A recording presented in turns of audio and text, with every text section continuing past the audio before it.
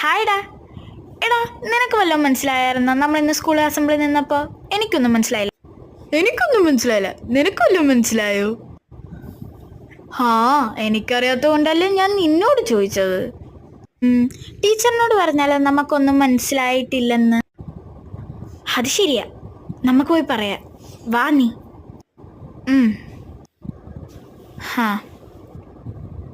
ടീച്ചറേ, എന്താ കാര്യം? എന്താന്ന് പറഞ്ഞേ നിങ്ങൾ? അത് ടീച്ചറെ, ഇവനെന്തോ പറയാനുണ്ടെന്ന്. അത് ടീച്ചറെ, ഇന്ന് സ്കൂളിൽ അസംബ്ലി ഉണ്ടായിരുന്നു. അപ്പം ഞങ്ങൾക്ക് സോഫ്റ്റ്വെയറിനെ കുറിച്ച് ഒന്നും അറിയാൻ മേല ടീച്ചറെ. ടീച്ചറിനറിയോ സോഫ്റ്റ്വെയറിനെ കുറിച്ച്?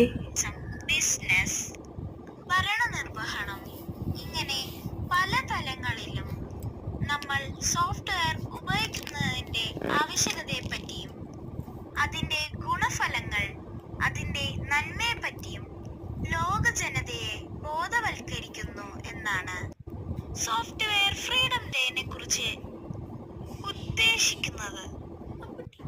അപ്പോൾ ടീച്ചറെ, എന്താണ് സ്വതന്ത്ര സോഫ്റ്റ്വെയർ?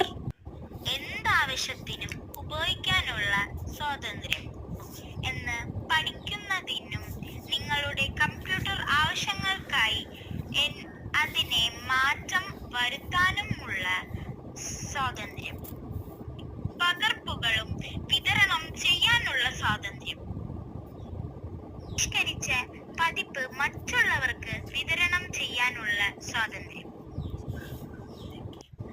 ഇതൊക്കെയാണ് സ്വതന്ത്ര സോഫ്റ്റ്വെയർസ്. മനസ്സിലായോ?